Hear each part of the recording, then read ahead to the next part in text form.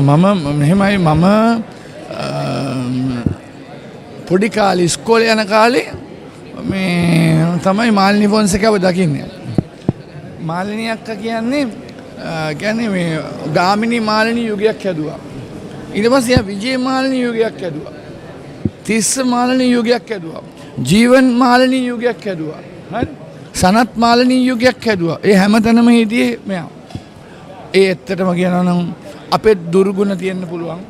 අපිට හරියට අවවාද දෙලා අපිව බලාගත්තු මං කියන්නේ කලාවේ අපේ අම්මා කියලා කියන්නේ අපිට.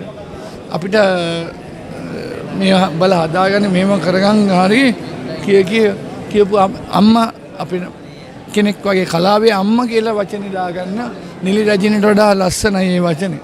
ඒතේන කලාවේ අම්මා මං එයාගේ